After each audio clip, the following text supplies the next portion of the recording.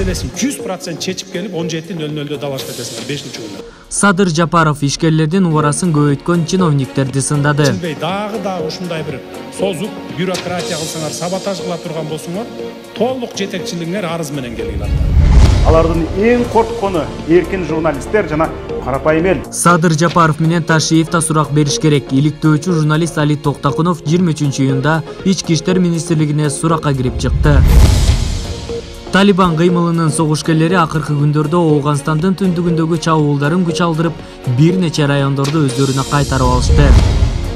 Кыргызстан коррупция менен күрөштүн репрессиялык баскычында деп Алмазбек Акматалиев билдирди. Улуттук коопсуздук боюнча мамлекеттик комитеттин алдындагы антикоррупциялык кызмат жоюлат.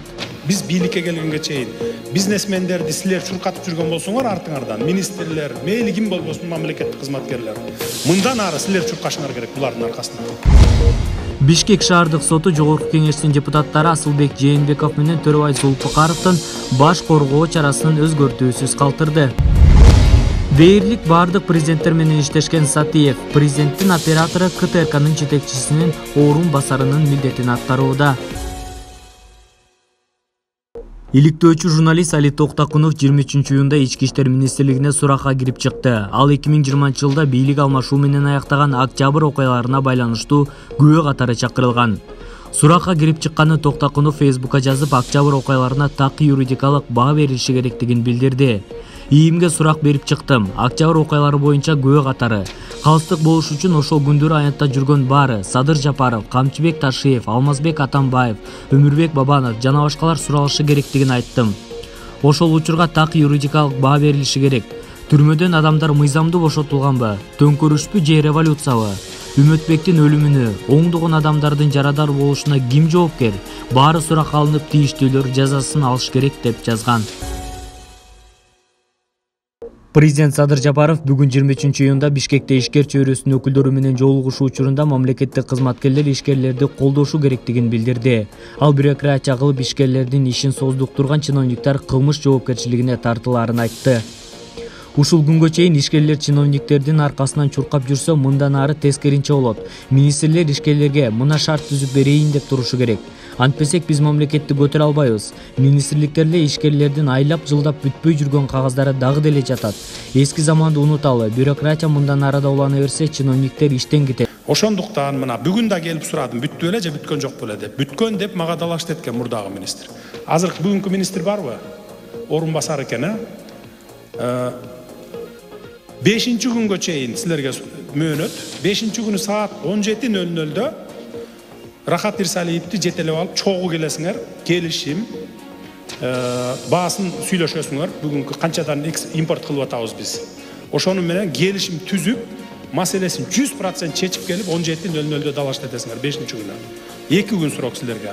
Эгерде чече албасаңар 2 күнгө чейин чечилбей дагы ушундай бир созуп, бюрократия кылсаңар, саботаж кыла турган болсоңор, толук жетекчилигиңер арыз менен келгиле. Талибан кыймылынын согушкерлери акыркы күндөрдө Ооганстандын түндүгүндө чабуулдарын күч алдырып, бир нече райондорду өздөрүнө кайтарып алышты. Бириккен Улуттар уюмунун Ооганстан боюнча чабарманы Дебора Лайнс 22-июнда билдиргенде, талиптер май айынан бери 370 райондун 50-дөн ашуунун көзөмөлдөп калышты. Дипломат муну менен кошуна өлкөлөрдүн коопсуздугуна да коркунуч пайда болгонун белгиледи. Ал тапта акыркы кабарларга караганда жоочулар Тажикстан менен негизги чек ара өткөлүн Кундуз провинциясынын борборунан 50 чакырымдай жердеги Ширхан Бандар шаарчасын ээлешти. Бул тууралуу АФП агенттигине аймактык кеңештин мүчөсү Халиддин Хакми билдирди. Президенттин алдындагы башкаруу академиясынын ректору Алмазбек Акматалиев Кумтөр иши боюнча акыркы камоолор тууралуу пикирин билдирип жатып, Кыргызстан коррупция менен күрөштө репрессиялык баскычта экенин билдирди. Кумтөрдү кайтарыш керек беле? Керек болчу. Коррупция менен күрөш керек беле? Күрөшүш керек болчу. Коррупция менен күрөшүү практикасында дүйнө өлкөлөрү 2 баскычты басып өткөн. Биринчи репрессиялык баскыч, камоо, отургузуу, кустуруу. Экинчи баскыч анан алдын алуу, институттарды өзгөртүү сыяктуу системалык жол. Кыргызстан биринчи баскычта жаңы кирип жатабыз. Буга таң калбашыбыз керек. Грузияда, Сингапурда, Кытайда дагы деле ушундай болгон. Коррупцияга өтүп атып кеткен өлкөлөр репрессиялык баскычтан секирип өтө албайт, деди Акматалиев. УКМКга караштуу антикоррупциялык кызмат жоюлат. Улуттук коопсуздук боюнча мамлекеттик комитеттин алдындагы антикоррупциялык кызмат жоюлат. Буга байланыштуу президенттин жарлыгы даярдалып жатат. Бул тууралуу президент Садыр Жапаров бүгүн ишкерлер чөйрөсүнүн өкүлдөрү менен жолукканда айтты. Каржы полициясынын ишин терең анализдеп, көптөгөн арыздарды эске алуу менен өзүн өзү актаган жок деген жыйынтыкка келгенбиз жана аны жоюу тууралуу чечимди кабыл алганбыз.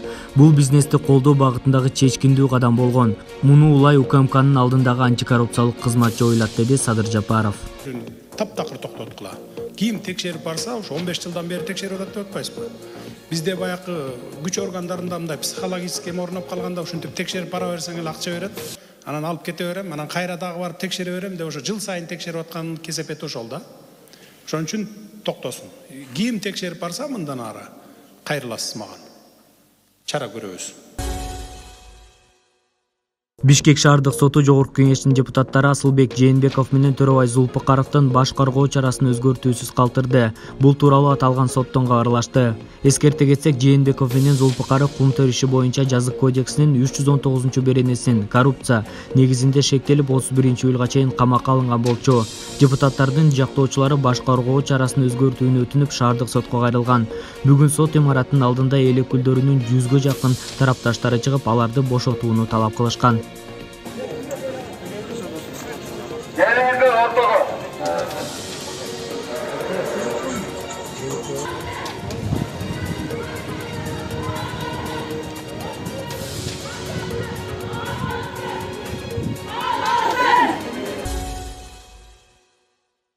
Кыргызстан президентинин жеке оператору Улан Сатыев коомдук телерадио корпорациясынын башкы директорунун орун басарынын милдетин аткарып жатат.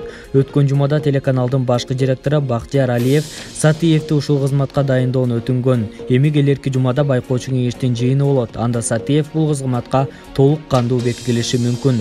Талапкер буга чейин президенттер Курманбек Бакиев, Роза Тумбаев, Алмазбек Атамбаев, Сооронбай Жээнбеков жана Садыр Жапаровдун оператору болуп эмгектенген.